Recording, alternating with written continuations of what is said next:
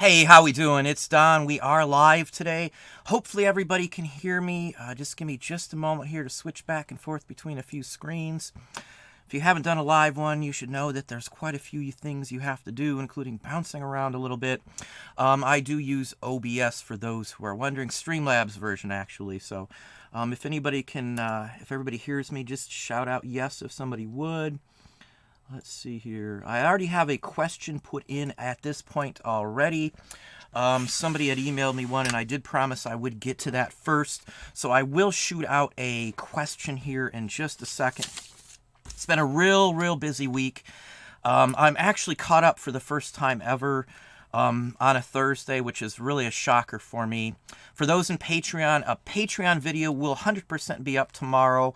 And then another one, a Q&A this weekend as well. So we'll be right back on track to at least 2+ a week on Patreon. Tomorrow's Patreon, since I do see several Patreons in here, is going to be on some bolos. And these are very specific, as well as a couple secret things that I do hunt for. So anyway, that's tomorrow. It's already shot. It's half edited already. All I have to do is finish like the last half of the video. Editing, it's already shot. Everything's fine. So that will positively be up hopefully by 2 tomorrow. So just FYI. I'm going to answer a question in just a minute from Barbara. She is a Patreon too. Don't have to be a patron. I'm going to answer all the questions I can today. But before we get into the question here, I had a ton of people ask on Cellebrite.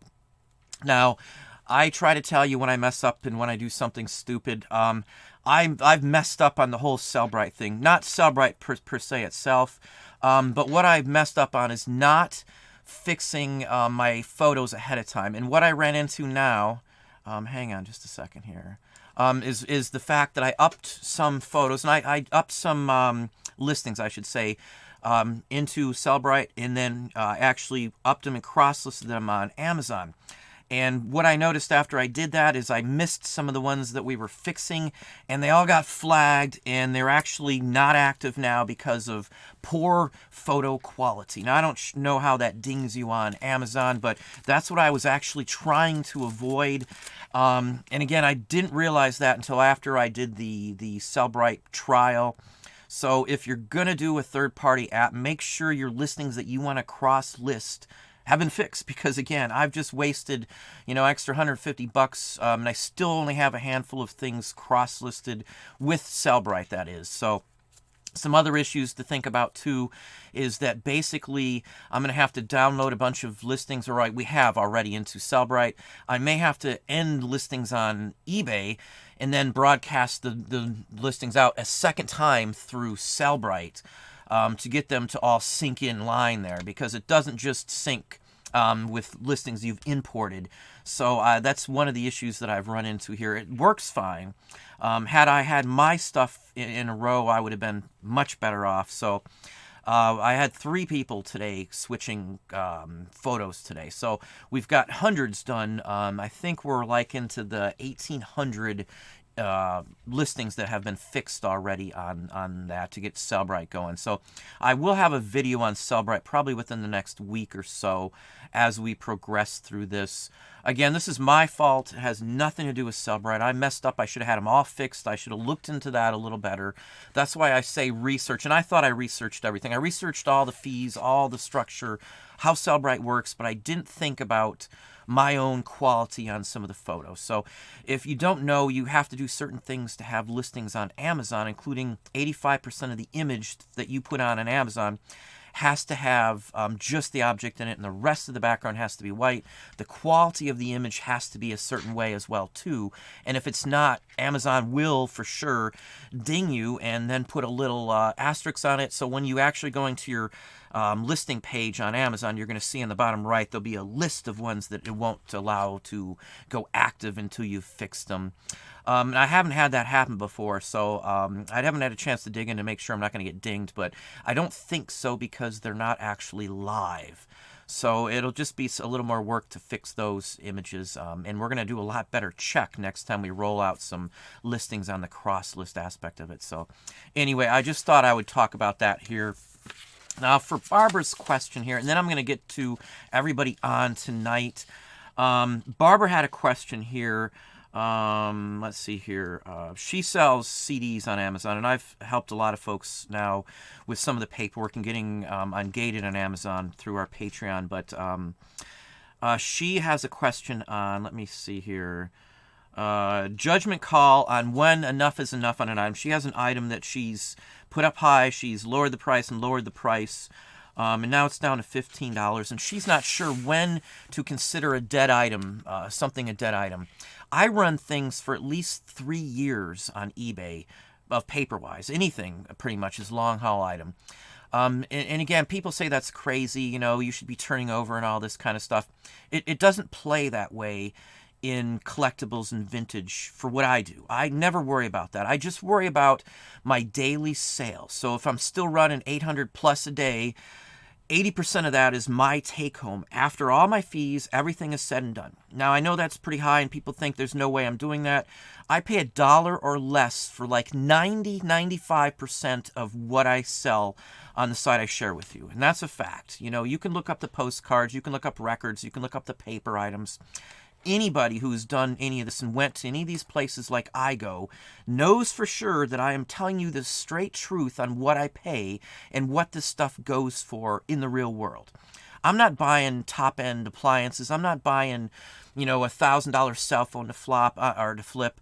I'm buying what most people think is junk. Now, I've got a haul video up today. It just went up about an hour ago before the show started. If you haven't had a chance to watch it, I would recommend taking a look at it. If you want to know about hauls and what I pick up for almost nothing, this is a perfect example. I spent $46 on a bunch of items. And I go through what I paid for each item. You can go through and add it up yourself. Legit prices. I'm going to get out of the haul that I did. It's a 3.5 hour haul, 2.5 hours of picking, an hour of drive time. I should get close to $1,200 for that $46 investment. Now, of course, I've got, at the end of the year, I've got income tax to pay on it. I'm going to have, there's probably gas invested in it and things like that. And my list time, of course. But in all aspects of it, it's a huge haul for almost nothing. And that's a typical haul for me. I get the stuff that most people walk by daily. I get stuff that just looks like junk for most people who don't know vintage. So for me, a haul is nothing basic. It's a small little assortment. So I keep the stuff on for a long time when I get them cheap like that. I don't even always lower the price if something's not going. In some cases, and in fact, probably 30 or 40% of the time, if I don't sell something right away, I may raise the price. And I know people, how are you going to raise the price if it's not selling? People think that you just discovered something, especially if people are watching it. They'll think it's worth something. If you don't have watchers, you've got nothing to lose. And in a certain percentage, and it's actually 30 or 40% of those ones that I actually raise the price, I do get some leverage on it after I raise the price. You're actually doing something to the listing, so it refreshes the listing. You've changed something. Your main listing page is on one server on eBay. So when you change a price, that's pulled from somewhere else, from what I've seen in person. So it's refreshing it as well, too. So lowering the price isn't always the answer. I don't lower the price on some things if it's a long tail haul item or something. Say a postcard, for example. If it's only been up for a few months, I don't touch it at all. If it's even been up for 6 months, I probably wouldn't touch the price. I would not think that's weird at all. It takes the right person to come online to sell something. It's just a given. There's nothing else I can tell you on certain items. You're going to have to let them ride if you're selling certain items like I do. Now, I've talked about this before. If you're new to this, you cannot do long tail items. If you're brand new, you're spanking new, you're just starting off, you only got a couple hundred items off, you can't do long tail items. You've got to turn this. You've got to get that money coming back in as quick as possible. So if you find a couple long-term items that are dirt cheap and you got nothing to lose, sure, start to buy those. But 95% of your money when you're starting off needs to be quick flip items to keep the money coming in so you can buy new inventory. It's just the way it is. Now, for my sake, for what I do, I don't care. I've got things that I haven't relisted that have ended like a week ago that I haven't even touched still. They're still, unrealistic right now because I've got, so much going on. A few hundred isn't going to matter. So I don't worry about things like that or length of time certain things are up. If it hits the 3-year mark, I most definitely do. Or if it's something like clothing. You won't see much clothing at all in my store. We've literally pulled it all down. Monday, I am giving it away to employees and things, anything they want. If their mothers or sisters want some of the ladies' clothing, we're just giving it to them at this point. Again, I've talked about that. I don't like clothing. It got us to where we're at. We started with clothing for several years. We made some good money at it.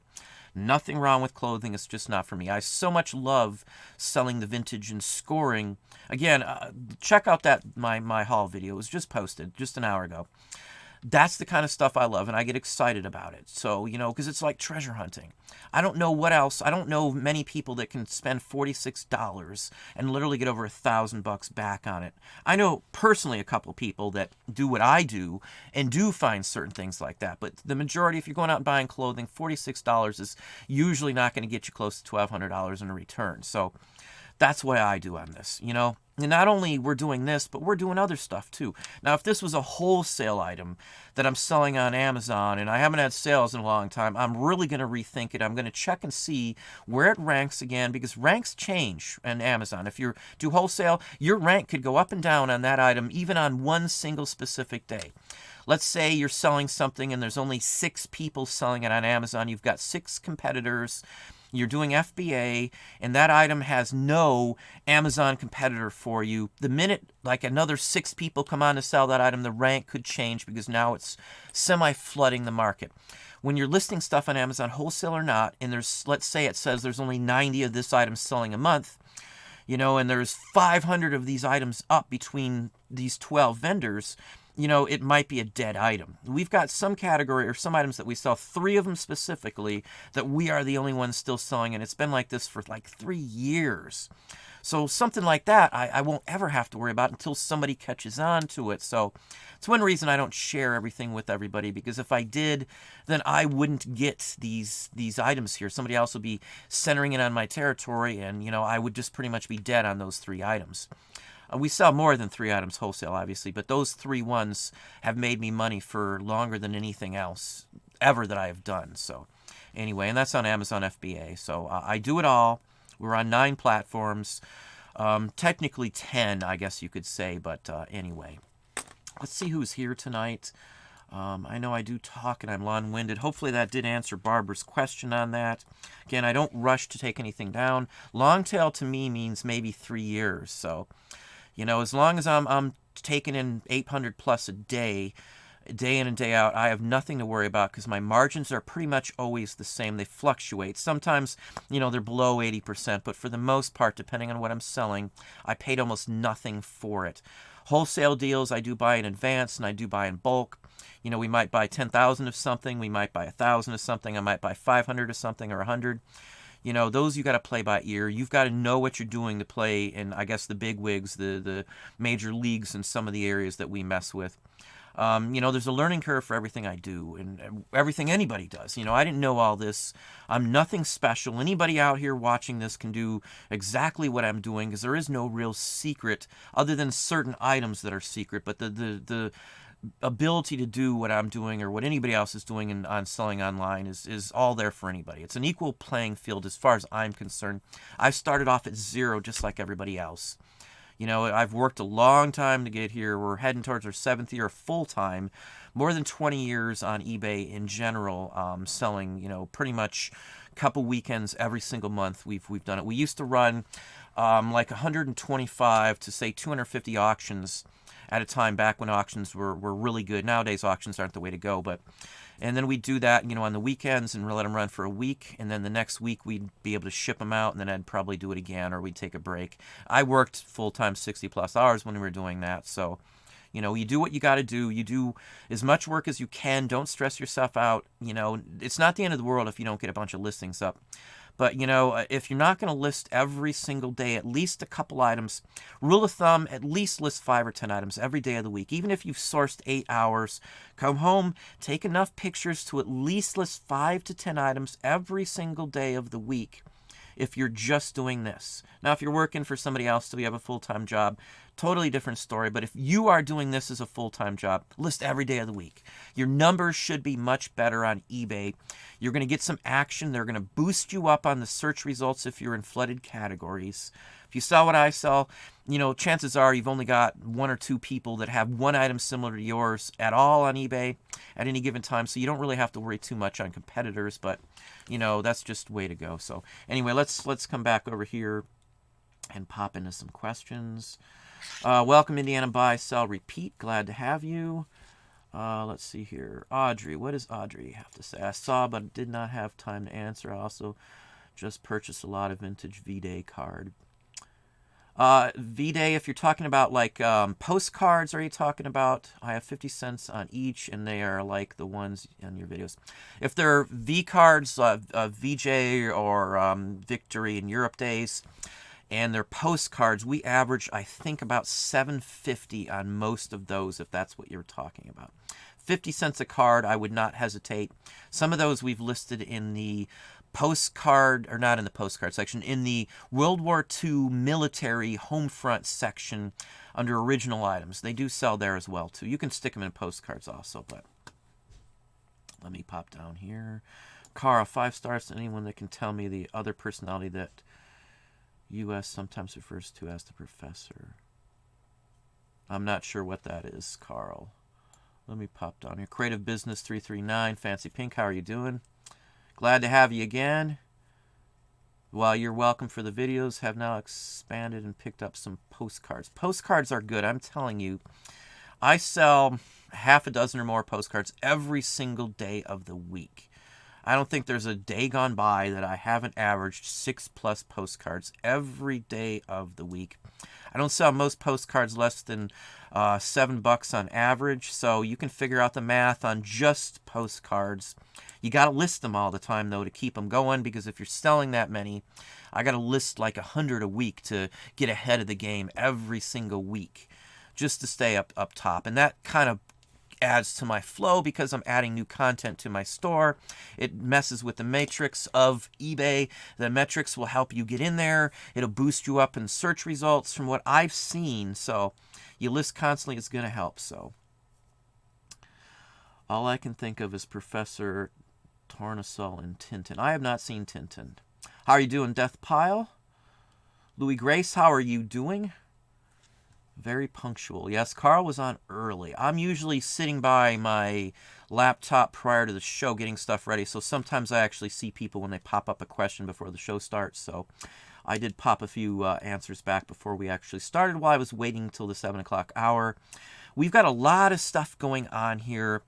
Patreon videos are going along, and there's going to be some different content in there that I can't legally put here on Amazon, or not on Amazon, on YouTube. Excuse me, I've got Amazon in the brain. I just did a big order for FBA. It's boxed up, and I have to drop it off tomorrow. Nightmare. Just glad I got it done with because it was a lot of little items. Yes, hit the like button if you haven't. I know I'm terrible on saying that. I'm not as huge of a promoter as some of the people out there. I'm learning my roles here, but if you do enjoy my videos, please hit the like button. It does help with, my basically aspect here on Amazon. So, where are we at? Professor on Gilligan's Island. Yeah, I used to watch Gilligan's Island as a kid. I'll give a call out to Gilligan's Island only because somebody brought it up here. Scott did. If you ever see the Topps trade cards from Gilligan's Island, a lot of those were test cards, and those go for some good money. I'm talking big bucks for each card. So just FYI, Gilligan's Island collectibles are not that well found. You just can't find many of them from what I've personally seen. So when I do find Gilligan's Island items, I usually do very well on them. Just FYI. Welcome, Black Crystal Dice. How are you doing? Sue's here. She sells by Sue. How are you doing, Sue? Glad to have you.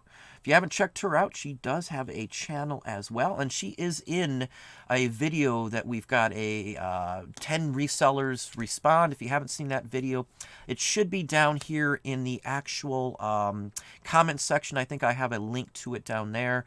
Sue helped to make that video as well, too, as well as several other, 9 others, including Bearded Picker. There's Shane, John, Carl, Craig, Scott, the bearded picker, as I said. I'm sure I'm missing some of you. You've got Dominic, and several other folks. So if I missed you, no disrespect. Steve's in there. Long day and my brain's not thinking of everybody, but 9 other folks helped out with that video. So again, if you haven't checked it out, it's going to give you a look at multiple opinions on how to get successful in doing reselling. So just FYI. It's not everybody's cup of tea, but, you know, it does help when you hear different points of view. How are you doing, NH Guy, New Hampshire? Glad to have you. I've talked and we've chatted a few times. Mr. Mom Vlog, how are you doing? Sounds good, thank you. I know I'm a little behind. We're going to try and bop down here. I know I'm always behind, but I do try to answer every single comment. I know some folks don't do it when they're doing live show and they try to keep up. You're here early, you got a better chance of getting answered. I think, get to all but 1 or 2 questions last week. I did have to bump around, so if I missed a question, pop it in here. Also, if you hit the @ sign and then the auction professor, it'll highlight it so I can see the question in the feed. So if you didn't know that, if you hit the @ sign first and then type in it'll give you an option. You can just slide up and then click the auction professor, and it highlights it for me. So anyway. Let's see here. Any words of wisdom on selling and most especially shipping of used lighters? I do sell used lighters quite often. Zippos, the early Zippos with the less barrels. I think it's, I can't think of how many barrels it has. I think it's 3 on the early ones. We've sold Zippo lighters for over $400 before. I had a World War II one that went for like $578 with the soldier's name scratched into it. View lighters we do well on too, which is a clear scripto lighter. It's got a clear base on it, so you can see through it, and they usually put advertisements, and sometimes there'll be fishing lures and things in the fluid. Those are the next best things that we sell a lot of. Military ones obviously are always okay, but Zippo, vintage Zippo sell incredibly well. The holes on the side, the wind blockage holes that you see on the side where the flames come out, there's a certain amount of those holes on certain models of Zippos too, and you can tell the age by those 2 factors. How many barrels it has, where the lid opens and closes, and how many holes are the vent holes on the actual shroud that protects the wick. So just FYI on that one there. Barbara's on here. Hopefully that answers it. Hopefully that answers your question. Good evening, Don and all. Well, thank you, Teresa. Disney Family 515, how are you doing? The wife will be on in just a little bit here, just FYI. Thursday, she's got some things to do before she comes in here, but anyway. Have I made my first sale with Cellebrite? No, I've just got a few items up there. As soon as we realized that we got dinged or our listings were pulled on Amazon, we didn't want to take any more chances. I thought I was far enough in our numbering system. Basically, for me pulling Cellebrite items, I'm going by my bin numbers, and I've showed the bin numbers before, so just FYI, I will show them again. My storage bins, and I was going by these numbers as to which ones I would cross-list, because I thought I had the number where I changed over from scanning and stuff and doing better photos at a certain point, and I was wrong on that. So we stopped uploading and crossing them to Amazon and some of the other sites just because of that. I don't want to get dinged on Amazon. I love my Amazon account. We have been a seller on Amazon for, going on 3 years now, and we've been on Amazon for a long time, but we were full-time wise 3 years. We used to do Amazon FBA when we first started with books. When Amazon raised the prices, we dropped out and didn't do Amazon for a little while. Once we got engaged on the collectibles and stuff, things kind of changed, and then we went to records and got full back into Amazon. We were grandfathered in on a few things on Amazon just because we'd been on Amazon for like 7 or 8 years prior to this doing it. So I've been a seller on Amazon. We've had an active seller account in Amazon for almost 8 years now. Just FYI, if that means anything to anybody. But let's see, where are we at? Have you made? No, I already got to that one. I am sorry. Let me pop down here. Don, you had a video on records, and you mentioned a website that you can look videos up on, but never said that with the name. I've said the name many times. It's called Pop Psych. No, it's a paid site. You can look at so many. I'm going to pop it down in here for those who are interested. It's in the feed at the very bottom. I just popped it in there. Pop Psych is what I use for records. Discogs is the other one. In fact, there's another one too, but I'm not going to shout that one out. It's Craig Moyer, which is, I think I'll just spell it out there. Craig Moyer. If you look up Craig Moyer, you'll find another record site, and I go by some of his prices. There's a Northern Soul, and there's Tefteller as well too. Tefteller, I think he spells it this way. I could be wrong. Hoftman is not on tonight, but he would probably know. Those are the key ones. There's one more that I do use. It's a Northern Soul site from England, so it wouldn't actually relate to anybody unless you're big time into records. Most of what's on there are high dollar records, nothing under $30. Mostly Northern Soul that could go for, a couple hundred to even $10,000 for a single 45. So I am heavy into records. Again, if you want to see some records and going in pricing, I do talk about Pop Psych in the haul video I just posted an hour and a half ago at this point. So, I'm into records, and records I probably look at almost every day of the week. If I'm sourcing, I'm looking at some records. Today I probably got in that haul, I want to give you an honest estimate, maybe $800 worth of records today. That's all included in that $46. I've got one record that I purchased that's I think it's called White China. And it's like a private press 45, just like the cassettes that I showed you in that haul video the other day. This is a record version of a cassette, the same kind of thing. It's very scarce. It's AOR, album-oriented rock. It's a private press heavy metal thrash that just goes for good money. So, if you like records, Pop Psych and the bomb on that one as well, too. Let's see here. Did I miss somebody? I saw somebody hollering. Oh, Flippin' South. I'm sorry, I did miss you there. And Tara, I missed you. I don't know how I missed past you. Sorry about that, guys. Maui Delights, welcome. Yeah, sometimes the feed bounces around, so it's hard to tell. Trista Ray, how are you doing? TNT Pickers, how are you doing? Well, thank you. I'm so glad for you to say that. I try to put out content and value on what I do. Obviously, I don't satisfy everybody. I've got haters just like everybody else does. So much these days, I don't really worry about it too much anymore. If somebody's going to do this long triad attack on me in a comment, they're all screened. I screen every single comment on here. Maybe not me per se, but somebody screens every comment that comes through here. And even in the first sentence, if you've written 6 paragraphs to go on about me being an idiot or something, after the first or second word that you start to be derogatory, I'm just going to delete it. So don't waste your time typing it up. You can waste it. It's just going to be a simple click of a button and it's gone. So, you're not going to hurt my feelings at all. I've got very strong skin after being a regional manager and a general manager for many years of my life. I've heard it all. I've been insulted in any way, shape, or form you could imagine. I've had stuff thrown at me, windows bashed out, car tires slashed. You name it. I've been hit physically. You name it, it's happened. I'm not really too worried about stuff like that these days anymore. I can hold my own if I need to. So, anyway. Hey, Penny, how are you doing? Oh, Hopman is on here. Hang on. My feed just popped way off on here. Let me pop back up. At least I know where we're at. Hopman is on here. I raised the price on a 3-lot RPC listing from $100 to $750 and finally got an offer for $125.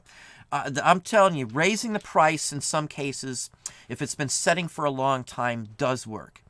Now, I have people that tell me I don't know what the heck I'm talking about, but my sales and track record on doing that show otherwise. I don't care what anybody says. I'm going to do it. I've done it for years. It's just a ploy that I do. Military items. Hoffman sells military items, and so do I. Military items are a different breed of collectors, so I can afford to do certain things like that in certain categories, and that's just one of them. Military items per se, or a rarity of some sorts, I'll go up and down in the prices over a year or two and not hesitate to worry. Now, if you only got 300 items up and one's not selling and you're paying, I don't even know what current list price is for a standard store these days. I pay 5 cents to 2 cents depending on where it falls. If this is my first 10,000 listing in one of my stores, it's only 2 cents to list any item as a bin. If it's over that 10,000, it's only 5 cents. I think people pay 25 to 35 cents to do a single standard listing depending on whether you have stores and all that. So I can let stuff ride for a hell of a long time compared to what most people do. So, I take it at that route on it. So I don't worry if something sits for a few years. Again, because I'm selling so many items a day, because I've got so many items up. Once you hit a certain point, your sales should be, rolling in on a usual basis. You can pretty much set your clock to how many certain items I sell in certain categories. Now, obviously, it wasn't always like this. I had to have so many items up just to do that. Let's get to a few more questions. I'm going to address fourth quarter. Cross-listing, as we said. I think the wife's coming in the house right now, but let me get down to some more questions before I go off on a couple other issues. Yeah, Carl, key is having a ton of listings. Then you can play with pricing and do long tail. That is exactly right. I could not do anything but list whatever I had when we first started. I had to list it and get quick flips. I never would have thought of leaving anything setting for more than, a couple months, if even that long back in the day. Usually you ran it on an auction.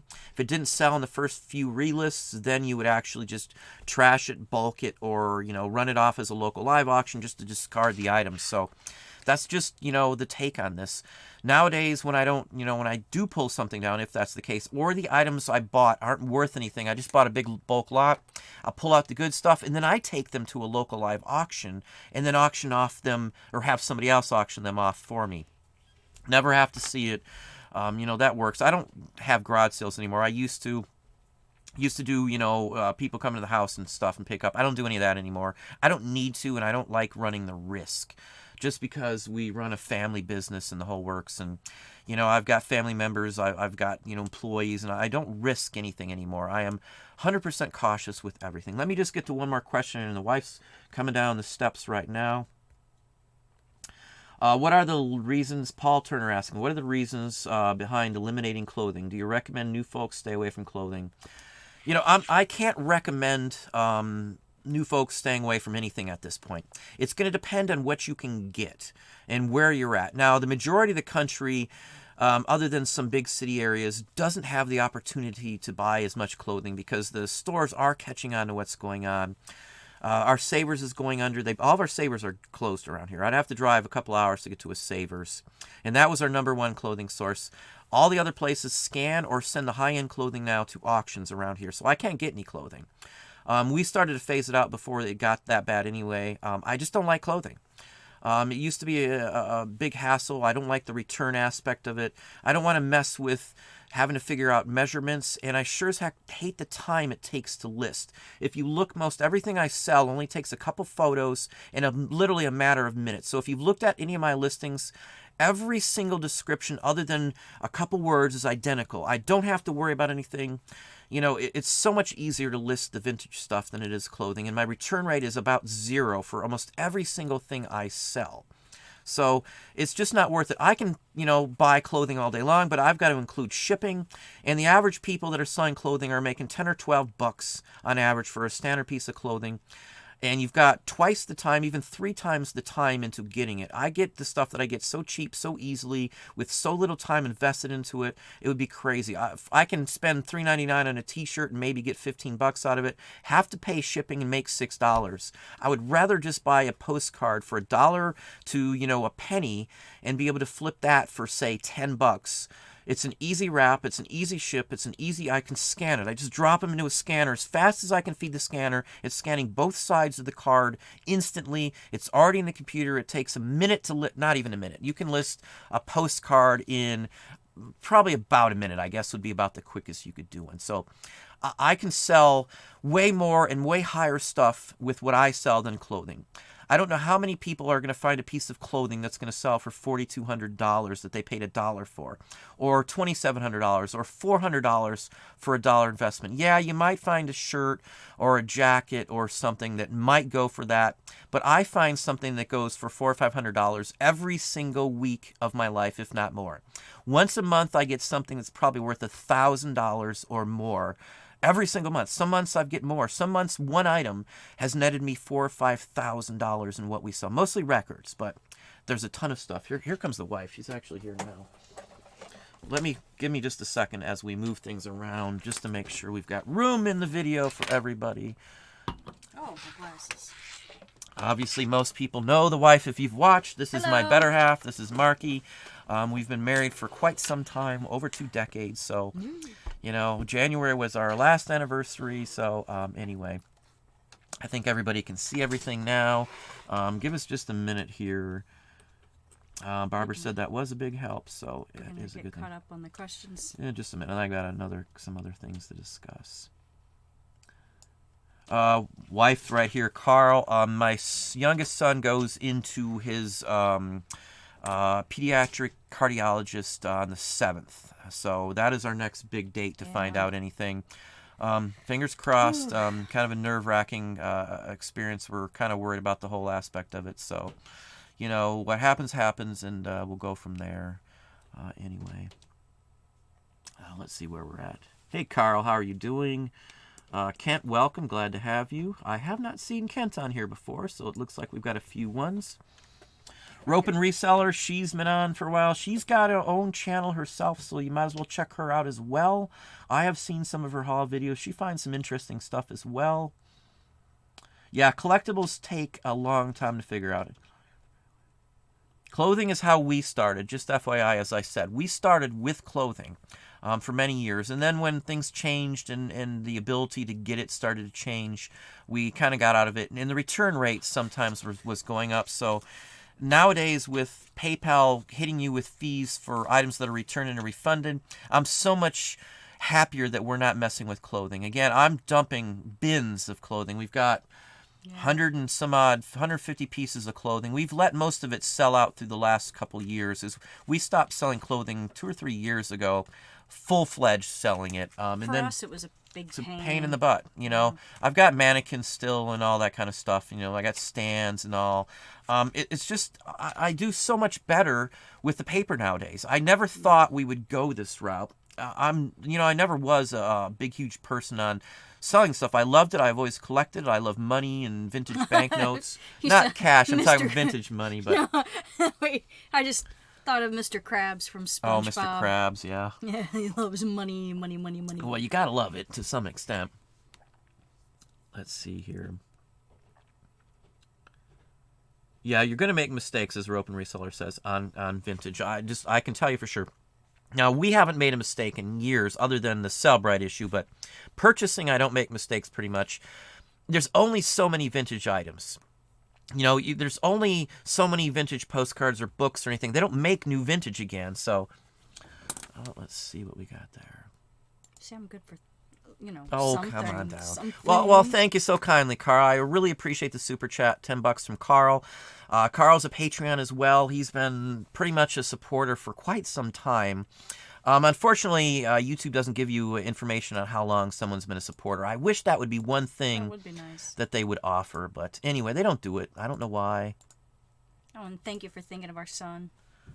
Let's see here. Yeah, we're gonna be nerve-wracked till the 7th. Basket case, I guess, at some point. So you may, if whatever day the 7th is, if that is a live show day, I don't remember. I must have a dog down here. I might not have a live show, whatever the 7th is. No, it's the dog here again. Only clothing I sell are ties, hats, old T-shirts. Everything else seems to be saturated in long tail. Yeah, that is true. I mess with ties if it's the right tie. And I also do jackets still. We end up keeping half of them. I've got more jackets than... We have so many jackets, it's not even mostly funny. All vintage leather. I love vintage leather. Biker jackets are the best. Hats I do sell. I sell the vintage trucker caps as well, things along that line. Vintage rock concert t-shirts I still will purchase. And then the 3D emblem Harley Davidson shirts. If you're a clothing seller and you don't know what 3D emblem is, you need to really go in and type in Harley and 3D emblem. Some of those shirts with the hogs on the front can go for $200, $300, $400. And we've sold some in that price range too. So we had one not too long ago. I don't really look for shirts. Unless it's something to wear. It's easy to find the Harley shirts because they're almost always just black shirts, and you can just look at a few shirts if you're only looking for that.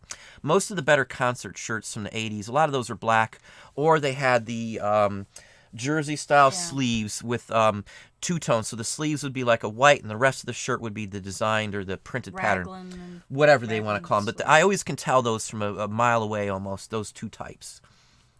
This one.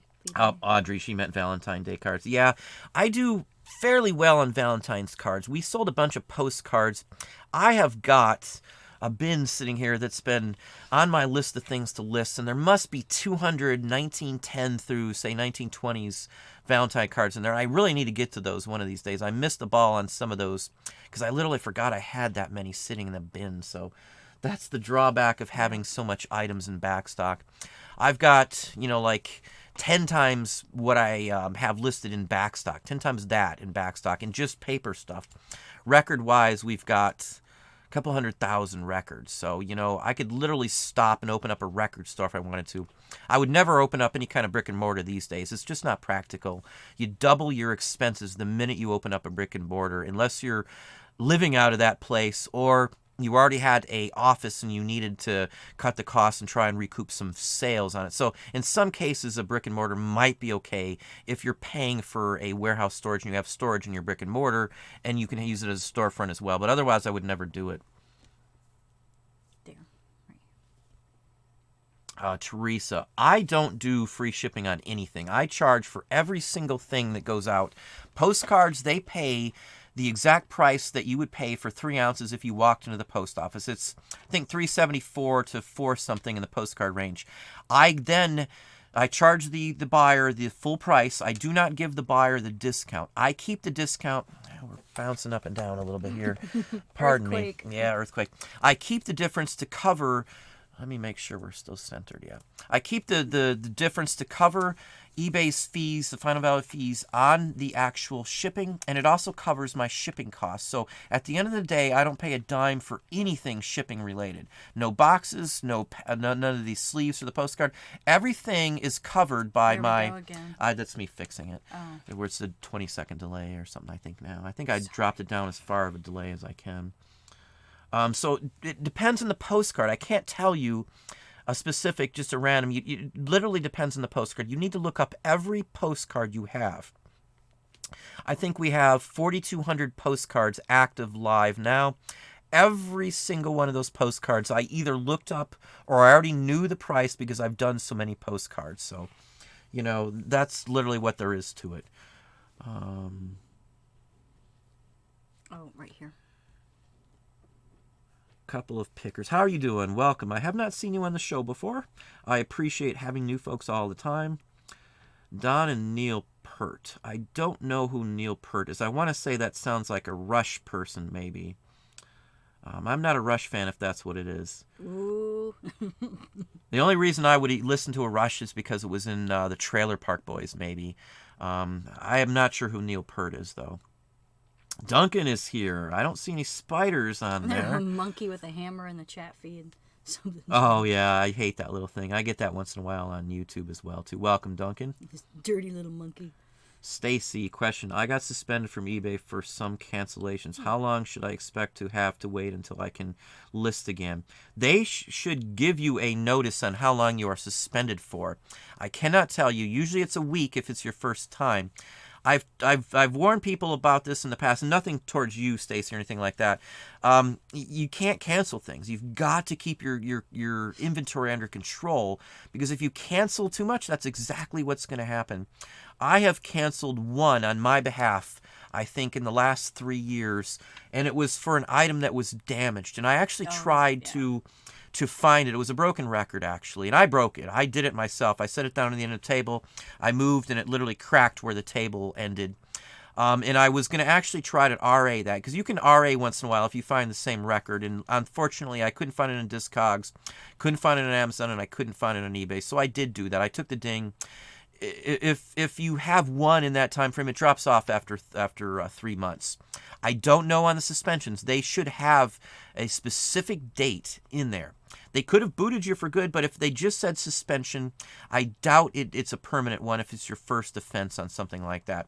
Rule of thumb is never cancel. Even if you put the buyer requested to cancel, that's not going to save you for the most part, because the buyer can leave you negative feedback. They can report you for filing the wrong reasoning to trying to cover up your mistakes. So be honest when you do those types of things.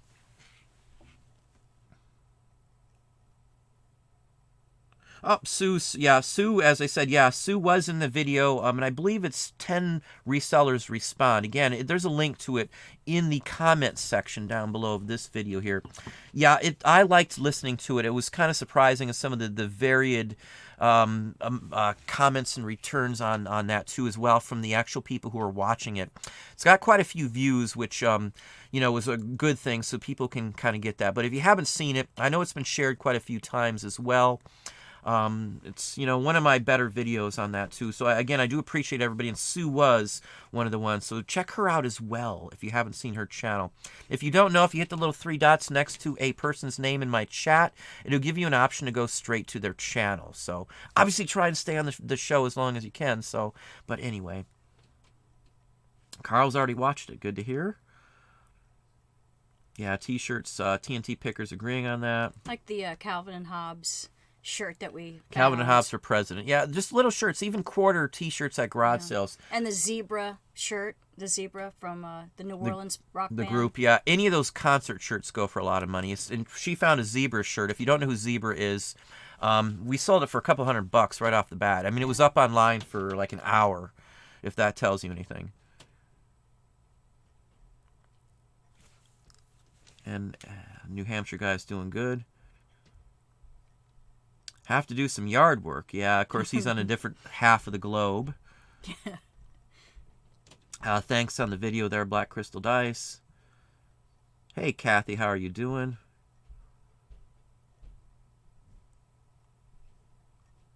Well, thank you very kindly, Kathy. Yeah, I did respond to you as well.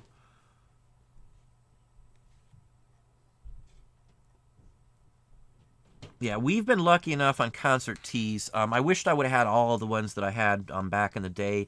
I went to all kinds of concerts, and I mean, I bought them for everything. The one that I wished I would have had was the Steel Wheels tour from the Stones, because a friend of mine had his, and he ended up selling it, getting like $400 for that thing.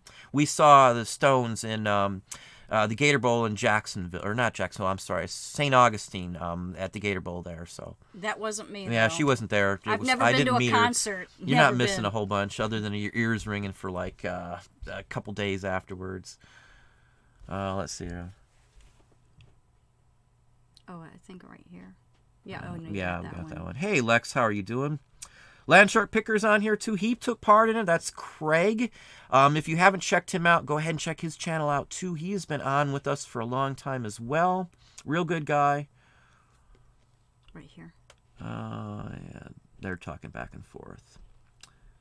Let's see. Amazon Seller 99. Biggest issue with Cellebrite or any MCF software is the data. I used Channel Advisor, and it took about a year to clean up the data so we could list across platforms without any issues.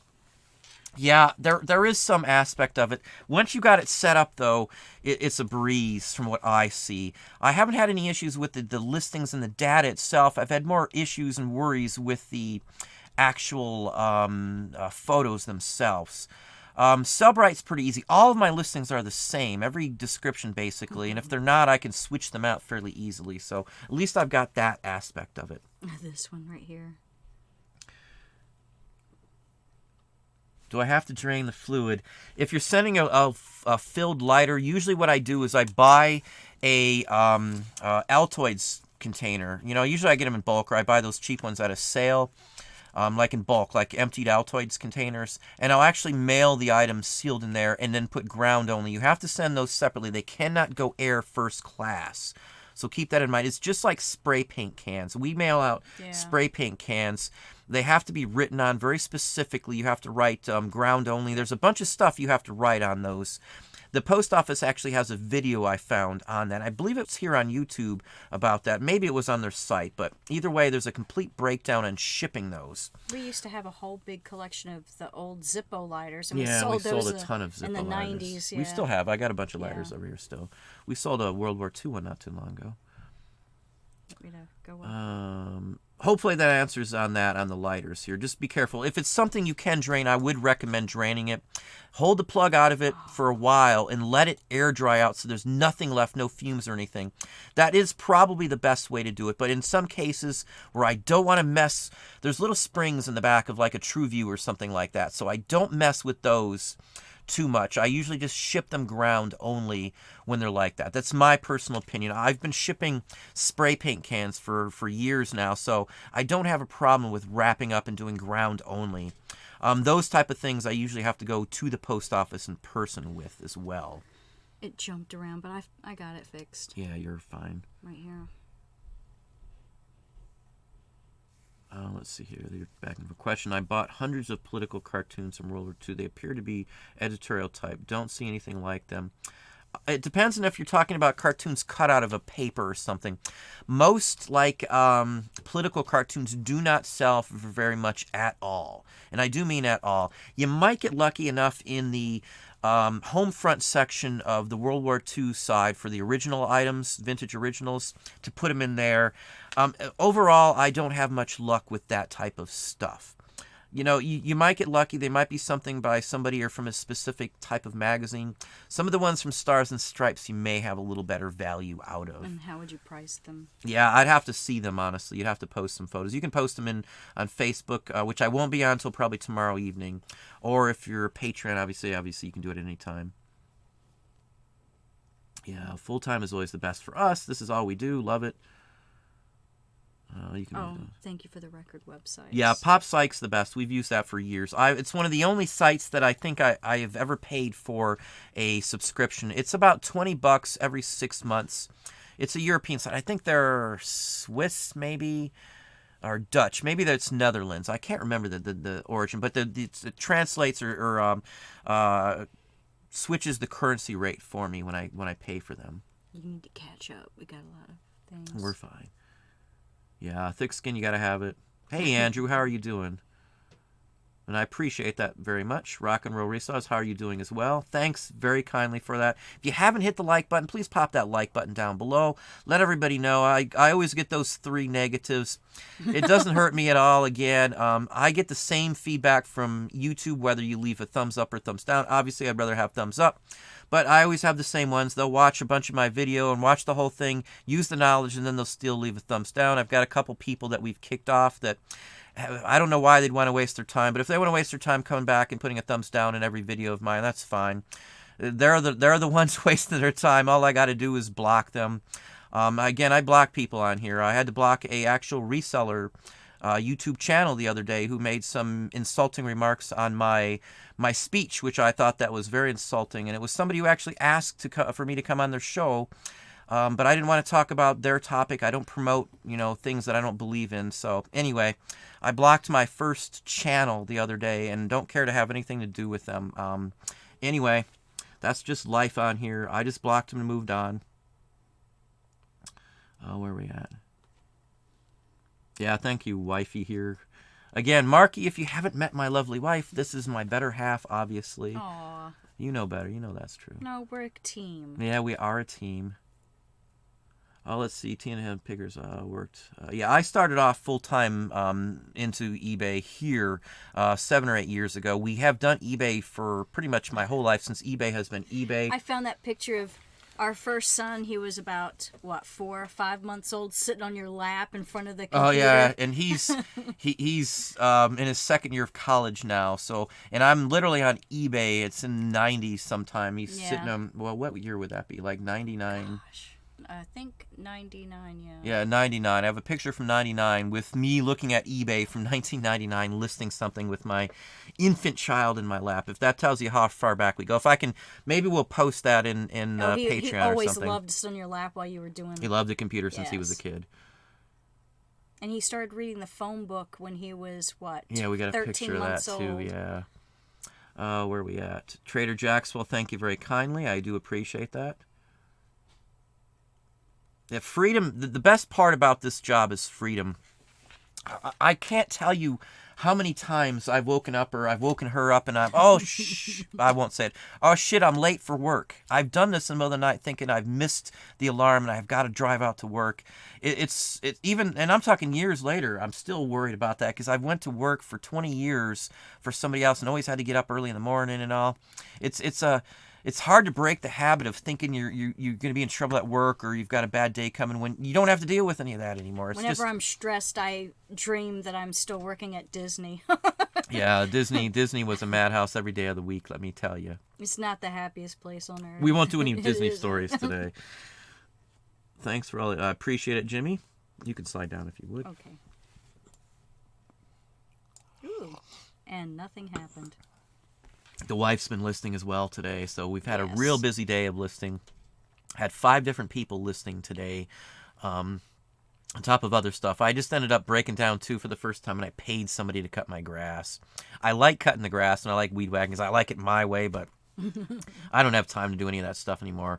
We're paying somebody's going to come out and paint some woodwork and things like that. It's something I normally would do, but I don't have the time. You got to delegate your work when it's more practical to pay somebody to do something. I'm just going to do that nowadays. My time's so valuable these days. TNT pickers down. Thoughts on storage locker auctions. I've done them, but I don't like the risk.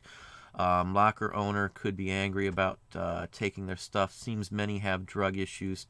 Yeah, I saw a couple of videos, and I don't watch too many more anymore these days, of somebody finding a bunch of marijuana in one. You know, I've seen guns turned up in one. Pornography you're going to find in most of them. Some illegal items as well, too, drug paraphernalia and stuff like that. We've done a few, but, you know, it's just not my cup of tea. The biggest point We've on done that... a few what? That didn't sound good. Storage locker auctions. I bought one not too long ago. That record haul that I had where we got almost 8,000 records. That was nice. That was a storage locker, you know? But I knew what was going to be in there. I had a heads up. No drugs or money. I only got the records. That's all I bought Just out records. of there. The rest of it, I actually ended up selling everything else left in the locker to somebody else. After I went through it, of course. But anyway. Buy it now on drugs. That'd be weird. Yeah, that's going to be on your call. I don't do it because of the space. It takes too much space, and you end up with big items that we would have to furniture. I don't want to mess with furniture, and I don't want to have to pay for anything. Unless it's Barbie furniture. Well, the vintage Barbie furniture is pretty hot. Then we'd sell it online. Yeah, I had the inflatable Barbie furniture. I think when we I was still a have kid. one of those somewhere in here too. We buy vintage Barbie stuff quite often. She's the one who ends up finding it most of the time. Yeah. Watch Wade's Ventures if you want to know about storage lockers. He had one really good one not too long ago, and somebody had asked him, and I watched that video, somebody had asked him, how many storage lockers did you have to buy to get this one good one where he made all this money? And he said 250 storage lockers. He makes good money, don't get me wrong, but, you know, to get this score of a lifetime or get this massive score, it's going to take a lot. I have better luck with, you know, single item scores than anything else, so I don't have to worry about those type of issues. So, and a lot of what you get at a storage locker, you cannot put on Amazon. So, you know, I like the FBA aspect of it because almost always I get more money from an FBA item than I would from an eBay item, especially RA items. You know, I RA most of them on eBay or on Amazon. If I can't, or I'm gated on the specific item, it's going up on eBay as well. Right here, the high dollar stuff. And thanks, Brian. I do appreciate that. Holler out. Cat Tolka. I'm sure I butchered that, but I'm sorry. Yeah, you probably butchered it. Yeah, Goodwill. And I've been telling people, Goodwill actually researches everything. I had a person arguing with me, telling me that Goodwill pays their employees to watch people's videos. You know, just to address that, Goodwill will pay somebody to look on their phone and get a price. I know somebody who works at Goodwill, and I can tell you for sure there is no money in the budget for them to pay somebody to sit at a computer and research anything. And they mentioned another YouTube channel that said that. just because a person at a Goodwill watches a video on their own, not at Goodwill, does not mean Goodwill pays them to watch anything. Goodwill does have them look up stuff, but again, Goodwill does not have a budget for anything extra. They do not pay bunches of people to sit there and look at some random video. There is no way on earth that one or a dozen videos is going to show anything that they might even see in the store. It just doesn't happen. So anyway, just a little rant on that one there. It's okay. Oh, calm down. Yeah, but Goodwill does research everything, and it goes to the high-end stores or auction. There, Goodwill auctions. Salvation Army does the same thing around here too. Hustle and Grind Calgary, how are you doing? Good to have you back. Let's see here. How do I describe my... I think you got yourself cut off there. You're welcome, Paul. How do you describe your postcards? Okay, there we go. Literally, the description is... let's see, what do I put on it? Let me get the wording basically right. The card is in decent condition for its age and does show age-related wear. That's basically what I put for every single postcard, unless it's got like a crease or something. She does description. Or if there's like a piece missing. If it's got a corner or something. But it's 600 DPI image that will allow you to blow it up to about 4 or 5 times life is what we do on everyone. Everybody here does the zoom in. She was doing zoom ins all day on everything that she did. So that's my description by it. You don't put sizes unless it's like a continental versus the standardized postcards. A continental postcard is the 4x6s. A standard postcard is 3.5 by 5.5, and that's the standard. Well, thank you, Teresa. Yeah, we love the vintage stuff. I mean, I would still mess with vintage stuff even if I wasn't selling it. It's just what we love. TNT pickers, like my dad used to say, buy real estate. They don't make any more of it. Yeah, that's true. Real estate is good too. Depending on where you're at, the property value could go down though. Oh, Felicia likes my glasses. Thank you. Amazon. Amazon, yeah. We buy everything offline pretty much. We don't go into stores for pretty much anything other than clothing because I hate the sizing on Amazon. It's terrible. I think you might have missed one or two. Oh, I'm sure I did. May 7th is a Tuesday, so no problem. I'll have a video up ahead of time for that day then. I won't be answering anything on May 7th, just FYI. And probably May 8th, we might be just trying to mellow ourselves out to be prepared for whatever happens on the 7th. It's at 1:30 on the 7th, so we'll see from there. I'll be a bundle of nerves until then. Raglan, yeah, there goes. Annie, how you doing, Annie? Good to have you back there, Annie. Annie's a world of information.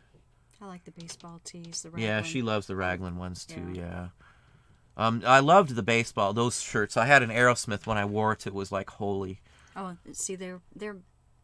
It depends. We've had a couple of good items of clothing that have sold. Those aren't clothing per se in my book. You're talking about jackets, which as I said, I still buy jackets. The 1920s hunting jacket. Those are totally different story than clothing. Or the 1950s. Well, hang on. Clothing wise, I'm talking about clothing is shirts and pants and stuff.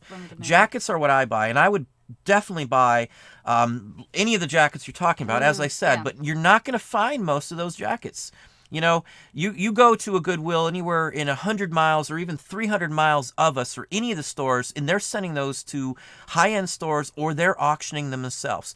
There's not a thrift store in town here in the middle of winter that had jackets in their store. None of them. They had like 3 jackets because they auctioned them all off themselves.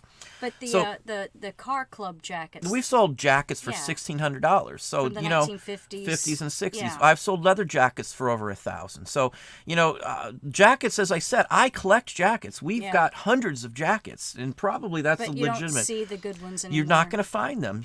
So jackets are good, but if you're new to this, you're not going to find those type of jackets. You're not going to know the difference even if you could. I sell leather jackets constantly. I've got 50 probably at this point now that I personally own. Between it, and everybody in the family can wear the same jacket. So, clothing wise itself, I would say I would stick away from it, in my personal opinion. Jackets are a different story, as I said. I've always done jackets. I actually got a video that I've never posted just on some of my jackets to discuss what a cafe racer is, to discuss the difference on like an AMC Harley jacket versus a regular Harley jacket, and all that kind of stuff, because these are things that I own.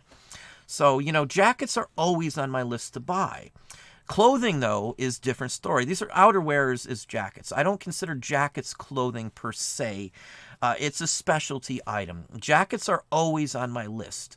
Always. I love leather jackets. I can't express that enough. He does. It's my pet peeve. I love winter because I can wear my jackets. I've got 2 leather jackets sitting right here, so if I got to run out the door, I've got one handy anytime, day or night. Fight Club style I jackets. love the Fight Club ones. Yeah. The kids fight over those as oh well. Oh my gosh, yeah. If you're missing a jacket, one of our sons it's in my kids' closet. has Yep. And I know my jackets very well. So again, I agree with you on the jackets, but I've always agreed on the jacket aspect. I always mess with jackets. Leather ones are the bomb. I'm leather all the way. Vintage 80s punk, vintage 50s. I still, though, sell records far more than I will ever. And you're quoting your highest piece of jacket, you're saying is $700. I've sold a single 45 for $4,200 in 2 hours. I don't know many people that have sold a jacket for that much, ever. I don't know anybody who sold a jacket for $4,200. Unless it was Prince's jacket. Well, but I don't know them. And I don't know anybody who sells routinely every single month a jacket or anything clothing-wise that's worth at least $1,000. We sell stuff for $500 almost every single week. We sell stuff for over $1,000 at least every single month. It's not possible in clothing, and it's 100% not possible where I live. And as the thrift store market expands the way they're doing it, more and more areas you're not going to find those items because either they're going to auction them off and scan them, or they're going to do something else and send them to a high-end store. That's the route it's going. You can argue with me. And I'm not saying you're arguing with me, but people can argue over this, but all you got to do is check out how many are going under and closing, how many are sending them out to other places, and how many are scanning. It's just a fact of nature. How do you ship the albums? I actually have many videos on that. In fact, there's one that's up in the last 2 weeks. Just type in shipping in my playlist of how to, and you're going to find there's a real good one out there where I go step by step. I tell you exactly what you need, and I show you every inch of the way how to pack up every record in media, and it's literally just on media shipping. I've been shipping media forever, and I had a cracked record the other day for the first time ever, and the package was so mangled it was obviously intentionally just crapped into there. And this person was just answering. Hang on, we've missed. I just bought 320 Bowie. I would imagine you're a David Bowie fan, maybe. 45 from his estate sale, 70s, 80s mostly. I'm new at vinyl. Does the Goldmine standards refer to the record sleeve or just the condition of the vinyl? There's standards for both of them. Goldmine standard not necessarily is the standard for some people. I wouldn't just randomly buy 45s personally. 70s are okay if they're sold. 80s records do not sell unless they're like private pressed heavy metal or something like that. So always be cautious on whatever you buy. Even if they're only 10 or 20 cents a piece, they still may not be worth selling at all. So always keep that in mind. Just pop on that video, go to the playlist, how to, on my channel here, and type in shipping, and I promise you, we're going to see one. It's got time-lapse, it's got music, it's got everything in it, including a description of every step of the way to do any record that I ship. Every record that I do, it's got 45s, LPs, 78s, it's got cylinder records, cassette tapes, and even sheet music are in there too, so in that one video, and I've got a couple videos like that. Yes, Rush, Neil Peart. So I guessed Neil Peart. I've heard the name before. Again, I always thought Rush sounds like a cartoon character. One of my friends growing up was a huge Rush fan. It was his favorite group. And I wasn't trying to be mean, but he just sounds like he should be on Scooby-Doo, the lead singer of it. No offense to anybody if you're a Rush fan, and I'm not trying to be offensive, but that's always what I thought. The only song that I ever liked by them, enough to at least listen to, was Tom Sawyer. It's the only one I could really get into, honestly. So she's still laughing over here about that, but I've heard you say that many a times about his. And that's voice. and I'm not trying to be insulting. It's just not my cup of tea, I guess. I like the more heavier voices on it. I don't like Motorhead, so that's a little too far over it. But Testament is about the level I'm into when it's really heavy thrash or something. Oh, he just listens to the Carpenters all the time. Carpenters have a few songs that I would listen to too. Jams out to them. Drummer of Rush. Okay, there we go. As I said, I guessed on Rush. The name's been... Yeah, I'm not a fan on drum solos either, Carl. Nothing personal about that. I'm not a fan on solos. I've been to too many concerts where they go into a drum solo for 20 minutes, and I'm like, it's just pointless. I like to hear a song, how it sounds on the actual record for me. So I don't like solos, even guitar solos. Even if you're listening to Kiss or something, I don't like solos. I just like the music, and I don't like songs. I get into this too, we've talked about. I don't like songs that don't have a refrain. Now, I like some Dokken songs, like It's Not Love by Dokken, because it's got a refrain, but some of their songs, there's no refrain. The whole song sounds the same, and I like that difference in the tones, I guess. Anyway, I know that's a little rambling on there. When you end items, is that... Yeah, Annie's already answered that too. No, that is not. Yeah, we've done that too, so now we've switched over to the Cellebrite. Hopefully we'll have that running in another week or two. As I said, we will have that up there. I will have a video on Cellebrite too. Yeah, and Annie, as I said, thank you, Annie. Who's behind the door? Yeah, Zebra. Yeah, somebody knows. Kent knows Zebra. Zebra is actually pretty good. My wife introduced me to them, and we heard them a lot down when we used to go to New Orleans and stuff down there. So I hadn't heard of Zebra. Up here we have other Sorita, I think. I can't remember her name. Man, this... Our feed just disappeared. Great. I think he did that on purpose.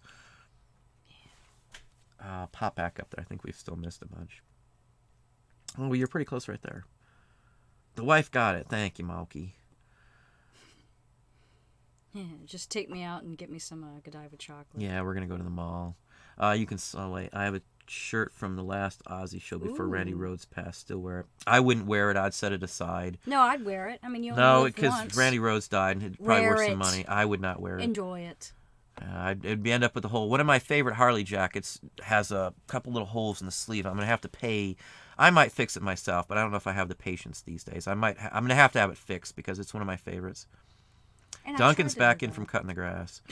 I paid somebody. I'm not going to do any of that stuff anymore at all. I've just come to the conclusion I don't have enough time. I think you missed, or no? No, I'm right here. Okay, you're fine. I'm sorry. You can move down, put Carl up at the top there if it doesn't freak out. Yeah.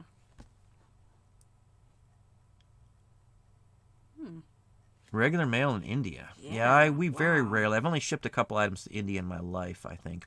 Now, Japan, on the other hand, I spent 2 or 3 out just today, and one to Germany, and I think Belgium was the other global shipping program item that went out overseas today. First time on the live feed. Well, welcome, Jackal. That's nice. Been watching your Bolo videos as a new reseller and have started getting away from clothing. Watching your videos increased my seller 10 times. Well, that's good to hear. Yeah. The best, clothing's fine. I started off with clothing. So again, I'm not going to say clothing's like the dumpster or anything. I've got too many other opportunities. My son's friend's on here. Hang on just a second here. The wife's going up to answer him. Teresa Bookstaver. You just go to Patreon. You can type in the Auction Professor. There's actually a link down in the description section here on this video. You just click on that link. It'll take you right to my Patreon page. And there's 2 options. The $9.99 one's the most expensive, and that offers you the videos. There's almost 40 videos up, and they're mostly longer than some of the videos on here. And I've got another video posting up tomorrow. I think tomorrow's video number 40, if I'm not mistaken.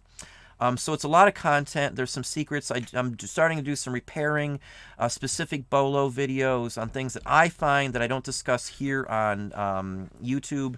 I'm not going to give you all those areas that we discussed because that's mostly just for Patreon. But that's a simple way to join it is as well from there. My knee. Firster CV Bear. Let me slide down just a... Oh, I can see. Patreon is a paid site. It's a membership. It's a monthly fee for Patreon. Again, I'm not a big promoter, so I don't talk about it as much as I probably should. So it's like a hidden thing there. But it's basically like a private YouTube section where you can leave comments and stuff. And there's a community page where people leave images, and I'll describe them. I don't get on Facebook as much as I would like to these days at all. And I do apologize for that. But my time has gotten to be... Pretty tied up now with being summer and picking season and everything else. You know how often we're out on the road these days. Yeah. So, And then I have to come home and feed my squirrels. Yeah, she's got a whole bunch of squirrels she's I have feeding a on. pregnant squirrel I take care of, and then I have one called Petunia who was attacked by a cat but survived. Missing half the tail. And then It's I got a have broken foot. one that has a really large nose that I call Jimmy Durante. They come up on our deck and eat nuts, and you can hand feed them. They're so friendly and stuff. They're nice. I had one that I could pick up before even and pet it. I'm not the crazy cat lady. I'm the crazy Squirrel lady. Yeah, we can't have cats anyway. So, let me see where we at. Duncan, I'm helping a new eBay reseller couple. I helped get their sales up to 86%. Well, that's a good thing. Good plus nice. on you, Duncan. Duncan's from Australia. Let's see here. The haul video, Duncan, I've got some Australia items in there. Something you might find interesting. The one that was posted today, I think I don't remember what the title is now, honestly. Well, thank you, Tess. I appreciate that. We do value family. Yeah, family's our number one thing, and that's all we really worry about. And that's why I do this. Of course, I hated working for other people, so either way, this is a good plus. And Annie still has nightmares about the last boss she had. A decade ago, yeah, Annie's right. I still think about it. I've had a couple good bosses here. Lou was the bomb, and I've got a video just talking about Lou. He's like, I liked Lou. Yeah, everybody liked Lou. Everybody liked Lou. I'm not going to give you his last name, but I almost said his last name. He's a real good guy. Marky's got some wine today. I needed it. Yeah, it's been one of those days. Yeah, stress-free living, Duncan. That is the key to this. Wife is a boss. Me and the wife do everything together, so I don't think either of us are a boss. If we do something or invest money or do something, it's a group decision. Would you not agree? No, you always tell me what to do. Whatever. Come on now. She knows better than that. I mean, even if we pick out curtains or something like that, or whatever we're doing, it's a group thing, you know? I have to say, please, Don, do you like these curtains? Don't hit me. No, I'm just kidding. It's a difference for us. We used to live, you know, when I worked for other people, even as a general manager, sometimes we would be short on a week or something. It's a big difference to being able to go out nowadays and just buy something and not even worry about anything. We just throw money around. Well, I don't want it to sound like that because I'm very selective when I buy, but I never have to worry about the money anymore. Now we can go to the sale aisles and throw money around. Yeah, right. It's a big difference. I don't live paycheck to paycheck at all, and I haven't for quite some time. We've had a bank account, which it's hard to get used to when I'm taking some cash out or something, to look at my balance, and it's like. Now you're bragging. No, I'm not trying to brag. It's a weird experience going from one aspect of another, and we hoard money. I mean, I don't. Well, you know what I mean. It sits in the bank. I don't spend money. Me and the squirrels out back just bury coins all day. We've been so used to not having it, you know, for most of our lives because, you know, we worked hard and, you know, you don't make a lot working for somebody else. Even I made 6 digits in D.C. when we worked there. And with the cost of living and all, I don't have much to show for it. Oh, I hated the D.C. area. You know, you've got to think of it that way. So, you know, when you work for yourself, you've got better tax breaks and incentives as an individual than you do as an employee for somebody. A perfect example is look at Amazon paid no taxes last year, which should be a crime. They should not be free of paying taxes when he's the richest person on the planet, as far as I know. I say we go break his kneecaps. Yeah, well, you know, capitalism to some extent, but, you know, there's going to be a point where everybody's poor and they can't buy your stuff, and then what's going to happen, you know? But at least the rich will be okay. They'll be all right. The money won't mean anything because it'll be in a riot, but, you know. What's a quarter? Give them some, hang on, where are we at? Give them some love. Yeah, hit the like button if you haven't, folks, here again. Wade's Ventures is great. He is so positive. Wade's a good guy. He's in my 10 Resellers Respond video as well, as I said. I'm sure I'm missing somebody. I'm trying to think if I missed anybody who I've called out. I'd have to write them down to make sure I got all 9 of them. They're all people that I've actually watched or have interacted with in videos or, you know, on chat or something, on private chats. So they're people that I've conversed with through some other source, too, that I've had in that video, or I've watched their videos or something along the line. So I picked people that I know. I will address one issue that a lot of people had a problem with, that I only had 1 female in that video. Out of the other 10 people, it was 1 female.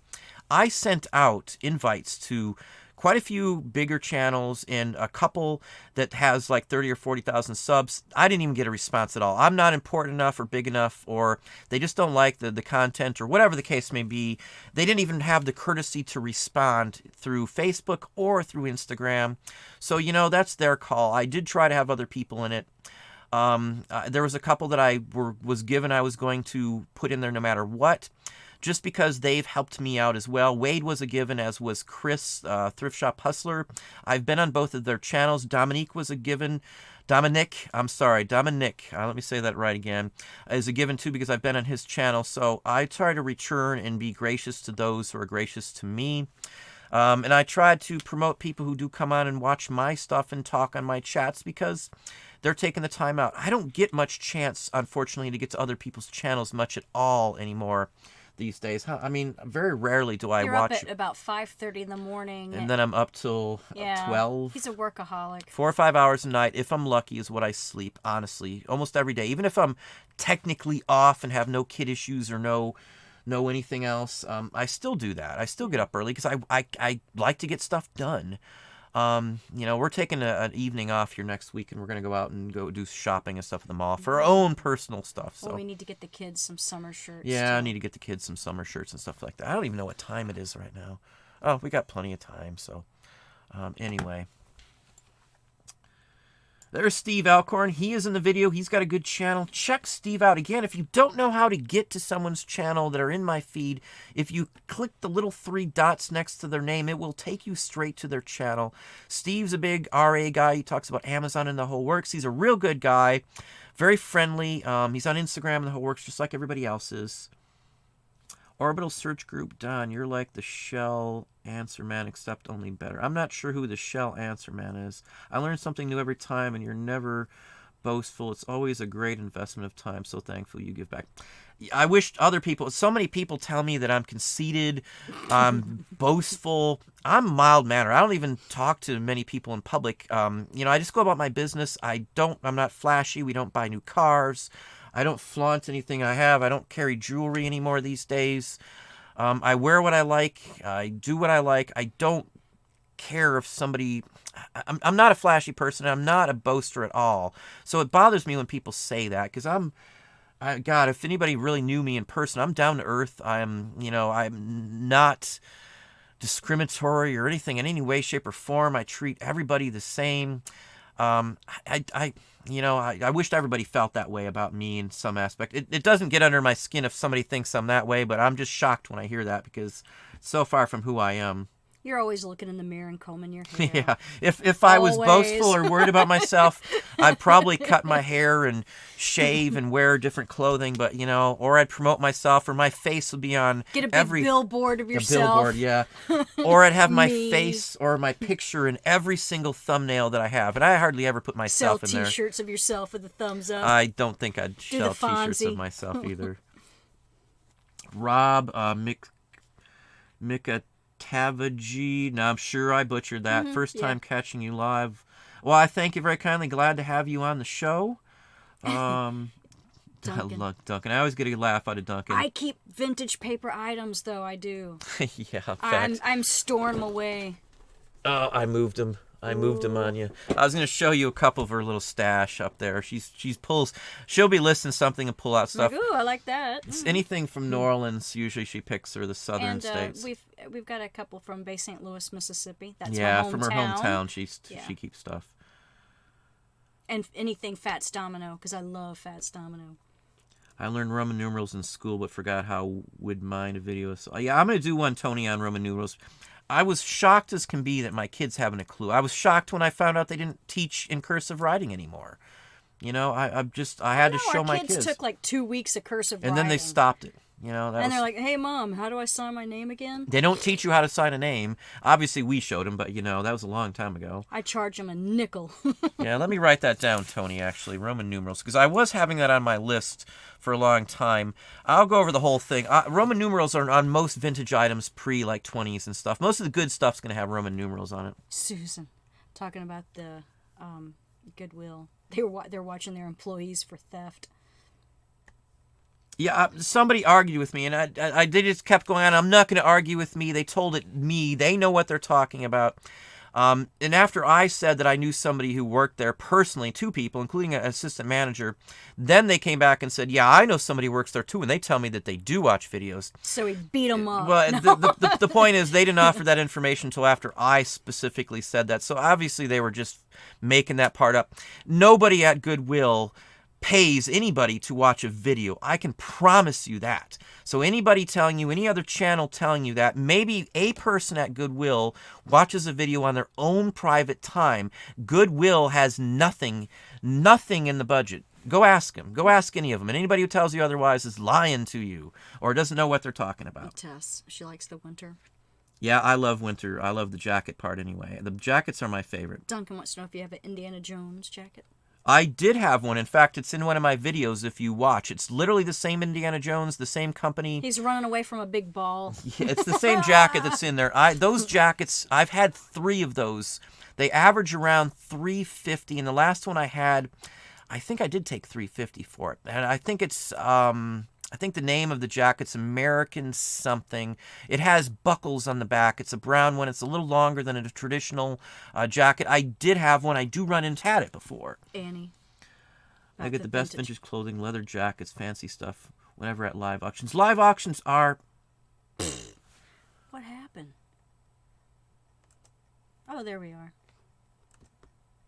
It says live stream is off on here. I don't know why we are live. You've upset the gods. I've upset the gods. Hopefully we're coming back on. I don't know why it did go off live. Is it going to come back up? Are we coming back up? Go down and see if somebody's going to... Says we're on live. But it doesn't have us on live. That is freaking weird. Maybe another glass of wine will help. We just went offline. That is so weird.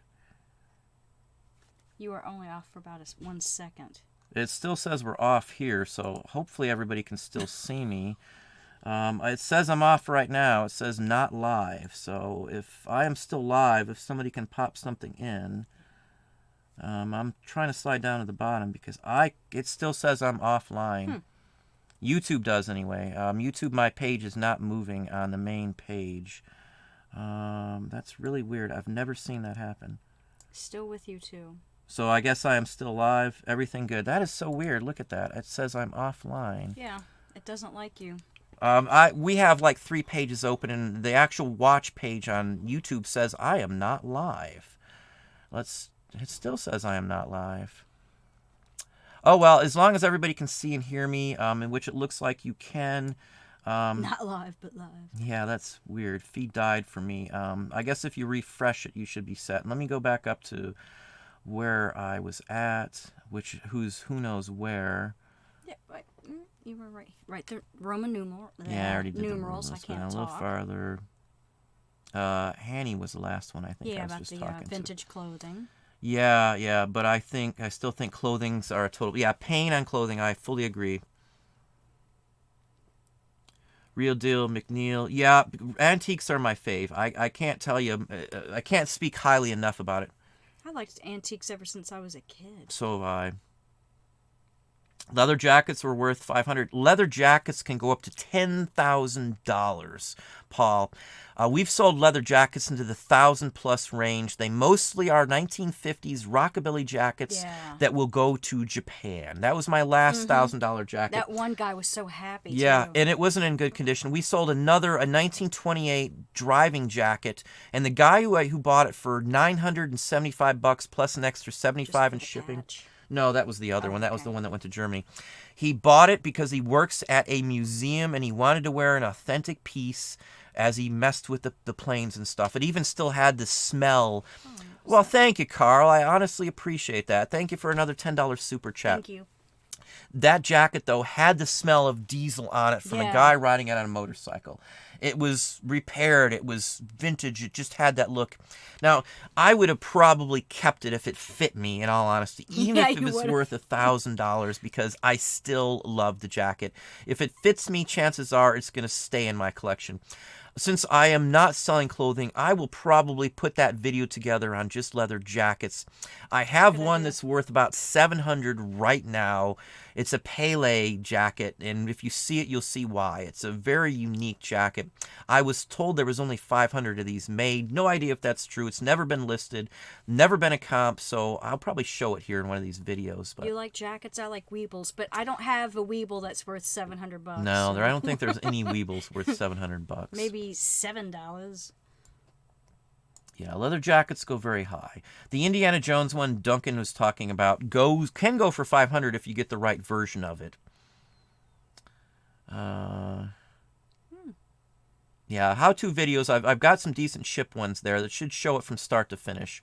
The last one, the real recent video, I'm going to have them all that style from now on because it lists the size of the boxes I use underneath as I'm doing it. It lists every aspect that you need to do. Couture pieces. That's nice. Yeah, I haven't done any of the Real or Thread Up. I didn't even know what Real was, honestly. I don't do enough clothing to even mess with it. Estate sales on clothing can be awesome deals, which I've said before. I know somebody would just buy shoes at estate sales. I'm not a big shoe person either. I just love say shoes. she loves shoes, but I wouldn't want to mess with selling them. But I don't do high heels because I'm not going to kill myself in those things. Now, Duncan, 80s 45s don't do well. 80s LPs of heavy metal do sell. I average $20-25 for most anything, whether it's Cinderella or I do sell Rush records. I've got a half a dozen that I just got not too long ago. But like Van Halen, if it's original 80s without the barcode, I get like $20 for most any of the 80s heavy metal hairband music across the board. That's just typical for most of those. Yeah, Annie, the Carpenters do have some songs. Yep. Yeah, I haven't heard Sonic Youth version. Oh, We probably Superstar, have that huh? on there. We probably do have that. I just know the Carpenters version of Superstar. Oh, where we at? Wrecked my parents' car as a teen, jammed Ooh. to Tom Sawyer, so now when I hear it, I change the channel. No. Yeah, I was in a few car accidents myself, and I have some metal in one of my legs to show it. I've got thrown off of horses, but I've never been in car accidents. I've been in my fair share. I got bucked off a horse straight into blackberries. That was fun. If you don't know what blackberries, they're thorns and thistles all You over can the eat place. the berries, but the thorns suck. Let's see where we're at. I had a vintage Harley Davidson metal masterpieces Evolution V2 Revolution leather jacket. Started only selling baby stuff, boots, and jackets when eBay first started. Most of the Harley jackets, if it fits me, I'd probably keep. Yeah, you would. We need a closet just for jackets. Yeah, well, we kinda excuse do. me, we Another- have a bigger closet. Yeah, because we got hall just for closets, all jackets. jackets. I like the 1970s jackets that they're like the patchwork jackets. Like the one I had that one Those are time. really nice. Oh, what do we got here? But I'm too short to wear the really long ones. Well, thank you very kindly, Mark. I Thanks, honestly Mark. appreciate that $20 super chat. I mean, this is how we can afford to do this channel. If you haven't realized it, my time these days has gotten to be drastically valuable. Fortunately or unfortunately, I don't know which way to go on that. So it's about the only way I can still keep doing this because I'm being pulled all over the place with stuff going on. The wife's taking up some slack, and we've got employees now, and things are pretty hectic. So again, I honestly and we sincerely appreciate the super chats. I mean, this is literally how we can afford to still do this for us. So Me and Marjo need to get our passports so we can go to Canada. yeah, the cards you need and to be Tim renewed. have yours. Yeah, card. They all need to be renewed. Let's see where I'm at. I'd love to go to Canada. I've never been. I've been to Mexico, just have never been to Canada. Visible mending of favorite clothing is pretty cool. We fixed some stuff up too. I'm great with this. Stink at that. I've got a real nice sewing machine, and if we're you pretty can't good fix at that. it with a safety pin, forget it. No, I sew all that stuff. My father used to do upholstery, so I know how to sew. I can't sew to save my life. Jaded Diva Antiques.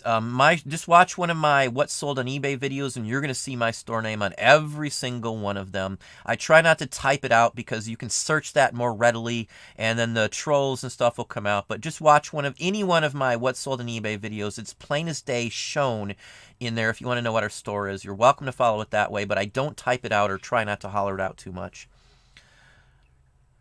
Duncan, sales to Japan are good. I have several regulars there.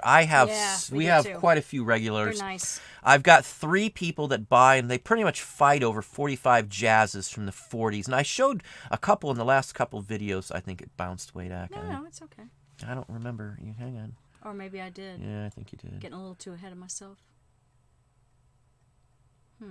Yeah, there's Annie's. Oh, no, that one. Where are we at? Yeah, see, that's the Carpenter song. We've already addressed that. Yeah, I hate our feed. Well, I guess that's right where it was. Yeah. Layla from Canada, how are you doing? Oh, Annie, the baby squirrels. Yeah, I saw something. I thought it was like a rat or something run outside. It was this baby squirrel. Remember, it ran across the fence. It was about that big, the smallest squirrel I've ever seen in my life. Hopefully the mama brings them here because they're adorable when they're young. Rescue Ranger. That was a book, if I remember, wasn't that book with the raccoon on it? The kids' book, The Adventure? I think so. I think that was Yeah. Rescue Ranger. Yeah, baby squirrels are adorable. Baby squirrels. And the one she's nursing, her babies, so I feed her walnuts just so she has a little... we got to buy special. Yeah. We buy peanuts by the 20-pound bag to give them. But my favorite squirrels get walnuts. Yeah, she's hands feed them well, too. they're moms and they're nursing, so they need You can extra touch them. nutrition. They'll let you touch them even, which is really weird. We haven't got to touch the babies yet. No babies, but yeah, TNT. That's the turning 46 into 1200. That's literally, watch that video. That's honest to God what I am going to get out of those items. Look them up yourself in that video. Very rarely somebody calls out on something like that, but you can look those up. Those are all accessible items that you will find in that haul video that I'm showing you. That's just a typical day for me. Literally, that is exactly the type of stuff that I find every day if I'm going out sourcing. Fester Cyber Bear, well, thank you very kindly. Bring a squirrel on the show. No squirrels in the house. Well, Petunia would come on. He's an old squirrel that got beat up by a cat. I mean, he's maybe so sweet. I'll intermingle a video of her with one of the squirrels on the deck. He broke his foot. Well, the cat tried to eat him. Well, we don't know exactly, but that's what we figured. But he limps. But he's such a sweetheart. He Yeah, lets it's me a nice, pet him. nice And squirrel. he's got half a tail now because the cat bit it off. But he's still going. I Metally Tech too, Duncan. We've got 2. I've got a Tesoro, if you know what that is, and I've got a Golden Saber. That's what I use mostly. Yeah. I've got 2 metal detectors. The other one is, I think they're both Tesoros, if I remember right. It's like my 3rd or 4th one. It's like I've got a $500 or $600 detector. Now, I used to go metal detecting in Mississippi, and I've actually show some of that in one of my Patreon videos. So if you want to see, I've been in the Civil War, Rev War, and all the way back. We lived on property, 60 acres in Mississippi, Hickory, and it was named after Andrew Jackson. And they camped on our spot, and we found items from his camp. No, our cat did. Remember Grits? Well, that was Civil War. That was post. That was Right. Our cat dug up a Civil War button back, literally in our front yard, and that's when I decided, let's get a metal detector up. And then, like an hour later, I found the whole Civil War eagle button, and then an 1808 Spanish reel, and some other things just in our yard. And I found bullets all over the place and stuff like that too. I do like metal detecting. I haven't done it in years. I actually had to go and pull out the old batteries so they don't damage my detector the other day. Our youngest son, remember his imaginary friend, Dog's Mouth? Let's not talk about that now. I don't want to embarrass him. Oh, he's not here. We can do I it. know, because he might be on. It is always okay to be proud to talk about your success. People need examples to follow. Yeah, there's a fine line, Ken, between what people think you're boasting and, being conceited. I am in no way conceited. I don't think I'm a nice-looking person. My hair's half the time a mess. Oh, you look like crap. I dress like most people think is odd. I'm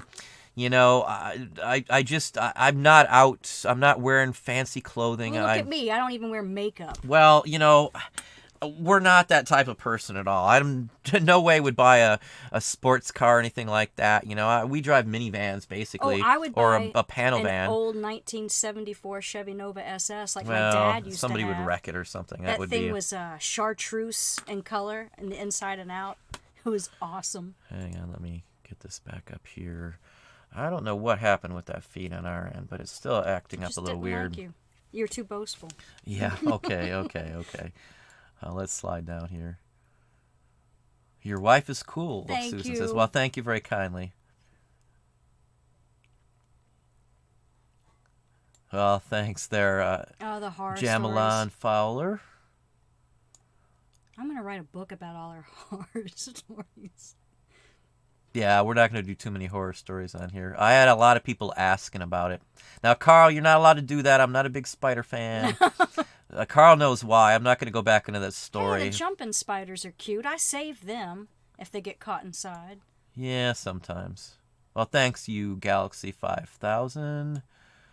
Where do I get the Auction Professor T-shirt? No, I'm not. I haven't done the merchandise route or anything like that. To do it on Amazon or on YouTube, you have to have 30,000 subscribers, and I'm nowhere near 30,000. You just need T-shirts that read "I'm number one." No, I'm not going to do that. Mark, are you ungated in DVDs? Yes, I am. I can sell new ones in the new category for music, and I can also sell collectible DVDs in the collectible entertainment section as well. So there are two venues to sell DVDs if you didn't know that. Most people who do Amazon have no clue that there are two ways to sell DVDs on Amazon. So number one on Amazon way to sell DVDs, as I said, is to have invoices, which I do have for DVDs. I buy from wholesalers. The second way is to get ungated for used and highly collectible DVDs through the collectibles section on Amazon. Now, I've gotten back and I have a couple husband and wife team that are in the process. I've helped them through some of the forums as well as some other people. I think now 3 of my Patreons were able to get in, not just because of me or anything like that per se, but I've helped them through all the paperwork as well as I can. How do you get ungated on DVDs? You get an invoice for buying them in multiple quantities from a wholesaler if you're selling them new like that. Now, to get ungated in the other section, you're going to have to supply some information. You're going to have to fill out some forms that are going to have multiple titles and descriptions of your items, and you will probably have to have a decent-sized site that you sell them on now. Now, I used my eBay site, my eBay store, as my site to show that I sell in quantity and have been selling for a long time, and that was enough after a month of trying to get me ungated on Amazon in so many areas. So just FYI, it is highly possible. I think we're way off now. Thanks to me. Hang on, let me see if I can. Oh, see, they were just saying, hey. Yeah, you're still farther down now. You're way up. You're too far off again. Let me see if we can't. No, but they were just. Yeah, I know. That's where we already got past that, I think. Yeah, that's far. Ooh. You did it this time. It's all over the place. It's all willy-nilly. Okay, so this feed's just terrible. I'm sorry, folks. YouTube is wrong. Let's see. Yeah, YouTube was definitely wrong. Vladimir, well, thank you very kindly. We do, as I said, try to answer every question, so I may not get to everybody, but we do answer them in the order they come in.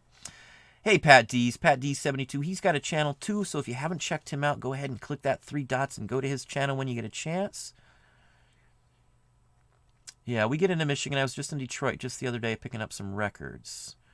And there's Train Watcher Don. How are you doing? Remember that teacher that always said Detroit instead of Detroit? He was trying to be funny, I think. Or he just was an idiot. So. I don't know. I think that was him. And Duncan's got the Red Baron's flight jacket. That's going to be worth a few bucks there if he was being honest about that. Yeah, Carl, we pay people to help edit videos because of the time that it does take. A Patreon video the other day, I had to render it. I rendered it twice as an MP3, and then I had to render it a third time as what's the other format I used? 263 or 264. I can't think of what the other format is. And then I had to render it a third time because it still wasn't right. Third time was the charm, but then that meant I had to upload it as well, and it was a 47-minute video or 48-minute video. So it took a day to get that thing up, which meant that I was tied up on a laptop for a little while to get that all going. So it's a lot of time involved in doing videos. The editing takes more time than it does to shoot the video, in all honesty. I'm not an eloquent person in some aspects of it sometimes, so I make mistakes. And sometimes if I misquote something, I'll take that out because I don't want to make a mistake and give you bad information. So I am very picky on what the videos have in them. So how did you get ungated in new DVDs on Amazon? As I said, I have a receipt. I first got ungated in CDs by buying 1,500 religious CDs straight from the manufacturer from a local radio station that also produced and helped record CDs. It's Christian music. I did the same thing for DVDs, and that invoice alone got me into Amazon. And then I've never been asked to provide anything else. I do still sell in quantity. If I was asked for invoices, I can supply them. So I will be ungated on Amazon as long as I have those invoices. So they're talking about the peanuts for the squirrels, don't yeah, they love the peanuts, let me tell you. I used to have pet possums, and I used to have a pet bobcat, so I'm like a Ellie Mae Clampett. I don't mind. I don't metal detect too much anymore, but, as I said, I haven't been in years. Black Crystal is saying hi. Hello.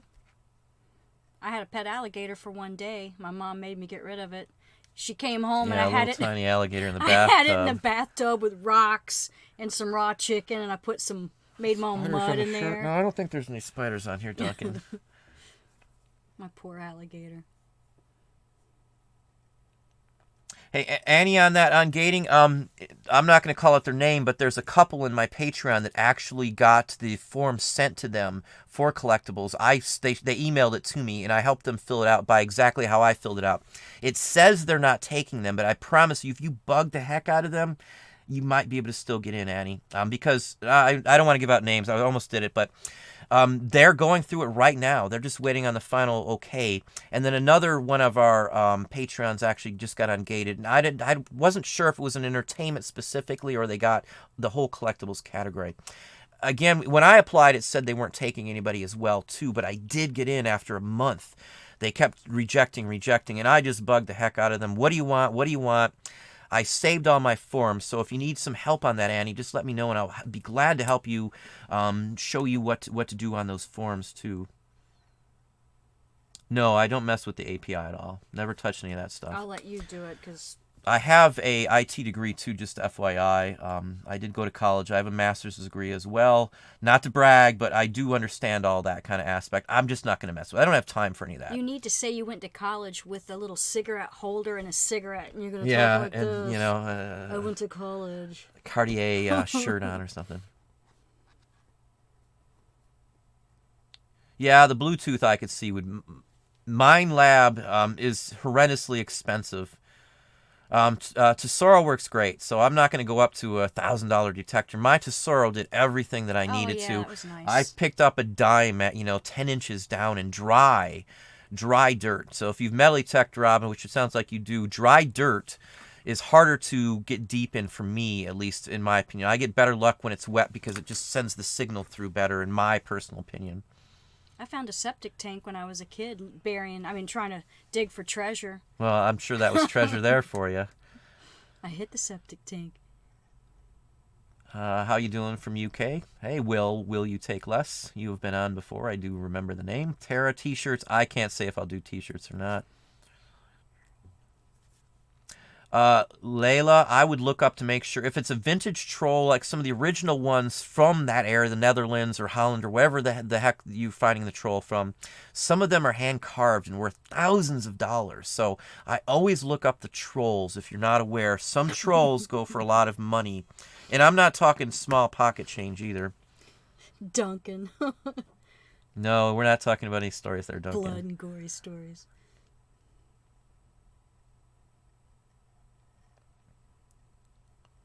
Yeah, Annie, it is. I promise you. It's a couple. Look on the couple's name. Both of their names are in there, and you can email them, or maybe I can ask them if it's okay to give you their information or something. They're a Patreon. They're in there. They've been in there for a while. Amazon seller 99. My best guess is that Amazon categorizes sellers. Some they will allow to apply for ungating in certain categories, and others don't give that option. Just keep selling and keep trying. Yeah, that could very well be Amazon seller 99. We've been on for a long time. So when we applied, they weren't taking it, but we'd already been selling on Amazon for 3-4 years, maybe something like that. But we stopped doing it after the FBA book fiasco when they raised all the fees because it wasn't worth selling what we made so much money on anymore. Oh, big sky country, Montana. Well, how you doing, Bob? I have been in Montana once in my life. I have seen Montana on maps. I have never been. We drove through there once. That's all I can tell you about it. Double-headed trolls. Yeah, there's enough of those out there. And my feed's stuck, or I doubt we're down to the bottom. Really? Did we actually get to all the questions for once on here? Holy It looks moly. like we did, unless my feed's locked up. Let's just touch base on one more thing, because I try to get to the questions for once, which I don't always do. Fourth quarter. It's a miracle. It's in the title. It's fourth quarter. Now. Fourth quarter is fast approaching, so for any of you who don't realize that and aren't paying enough attention, I can't believe we're almost to May already. It seems like fourth quarter was just here. I'm already working on fourth quarter, as I said. I like to have all my stuff up. We've been mass listing as well as fixing, so our hands are like spread out and we're tied all over the place, but the point of it is you should be working towards fourth quarter. We bought fourth quarter wholesale last year, when fourth quarter was still going on, and that was semi-late because people already beat us by 5 and 6 months in some things that we wanted to sell. This year we did it earlier than we had the year before. And, we're probably going to look into it even farther in advance this year. Like in third quarter, we'll be looking for a year away's fourth quarter, because that's the way you make the money, is by buying them when everything's cheap. You got a couple of questions now. I'll be right back. Annie, I've been selling on Amazon for a long time. Getting ungated, Annie, that's the key. You got to be able to find the items to sell in those categories, though, of course. Yeah, I don't know if we'll have anything in there. Maybe if I can get a clip of her feeding it or something, if anybody's really interested. Ditch JP, well, thank you very kindly.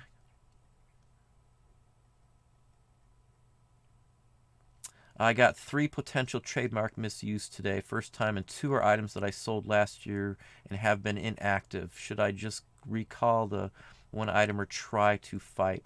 Now, I'm assuming you're talking about Amazon then. I don't mess with any issues on there. The minute I get something on Amazon, I pull it down the very minute. I don't care if I'm on the road somewhere. I'm going to pull over and fix it, because if you get dinged on there with too many issues on Amazon, you're done. Amazon doesn't play around, from my personal opinion. I know people have been kicked off for things like the photo quality. They didn't have enough of the image. The 85% rule wasn't met. 85% of your images on Amazon have to be the item, and the other 15% can only be white. So I personally don't fight many of them unless it's such a blatant, obvious one. It doesn't matter what happened. It was inactive from a year ago. They could have upped the rules on it, that company. They could have now decided they're going to enforce those. So I would pull them down personally and then worry about looking into it.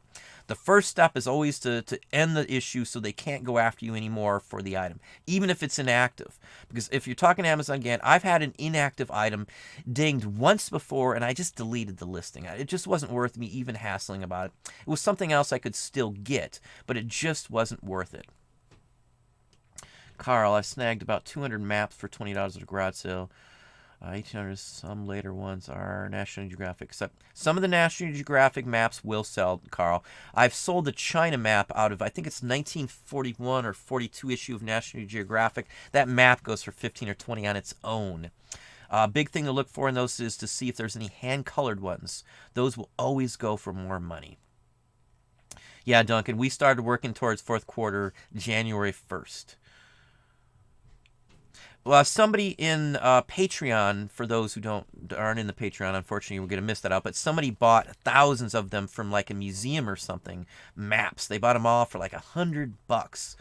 So, maps are always good. I do love maps.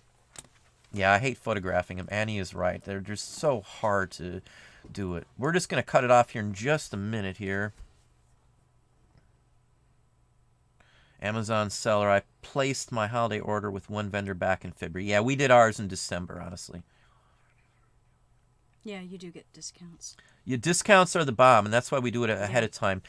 We did have to shell out some money, so that's always good. Well, thank you, JP, for the super chat there. Again, we always appreciate it. Never ask for it. I didn't even realize sometimes until one pops up that we even have it, so I always never even think about saying, hey, super chat or anything. You got a hair. Ah! Wife's trying to hurt me now. Yeah, I didn't get it. Oh, there, I got it. I have long hair. What are you going to do? What am I? I'm good for things. Yeah, but we place the orders ahead of time. There's people who do 2 years in advance. Like when you see a high dollar item at a department store or something and they run out, like the Tickle Me Elmos and stuff, those are bought sometimes 2 years in advance and they don't know what's going to be hot. We've learned through the years on what's the best items to purchase for Christmas and the holidays in general, and we've stuck to them. Yep. We've upped the ones that we know we can make money, and we've downed the ones that we can't. How do you get ready for fourth quarter? Just stock up. We start listing everything we have. We push it. In winter months, once we get to a certain point, we don't source as much. We don't list as much because we're more worried about the sales increases and handling those. We still list all the time, but we mix things up. We push harder during this time. That's why we're trying to get the Cellebrite thing going on as quick as possible. So by the beginning of third quarter, we can hope to have everything cross-listed to actually majorly increase our sales. Again, pretty much everybody we've talked to who's cross-listed all of these items on multiple sites has increased their sales overall by 30%. So if they were doing $100 and they're doing $130 with the cross listing right off the bat. So that's a pretty good chunk because you cover all the fees. Oh, I keep touching it. Sorry. That's not going to hurt anything. Well, thank you, Duncan. I greatly appreciate that. And Tara as well, thank you very kindly. You've got to start as quick as you can. We actually bought, I know January 1st is when we physically started doing eBay part for it, but we actually bought it the year before. We bought it last year. We already signed the money. We already put thousands down on stuff in cash to hold the purchase for us. I don't want to get undersold. We've got skunked once or twice on some items that we really wanted. Carl, from his hot tub. Oh, keep bragging. Yeah. I would love a hot tub. Yeah, he's in the future now. Carl, not Carl, Duncan's in the future. Duncan's. We're going to have to cut it off here, though, because we do have some still things to go on. It's almost 9. That's usually my cutoff point. Again, I honestly and sincerely appreciate all the super chats. Oh, yes. We both all do. those commenting, leaving feedback, all the other stuff everybody does. That is the support that we need to keep this going. Sharing videos, that would be great if you feel like sharing and telling your friends and stuff about the channel. And they'll tell 2 friends. Hopefully they so will. On. Ancient Chinese secret, hey? Yeah, I mean, I would love to have more subscribers, not to be greedy or anything like that. It does help the channel. It does allow me to do better content and better things. I wish some of the copyright ruling here on YouTube was different. But I am able now. I figured out somebody's given me some very good information. I will put some information that I can put in that's copyrighted in Patreon, but I can't collect any money for it, so that's fine. So you will get to see and hear in future videos on Patreon, like actual music and songs and things to look up. I'll be able to put some clips and things in there. There'll be non-monetized videos, obviously, so I didn't realize or think about that until recently. So I can show you some clips when we're talking about a character.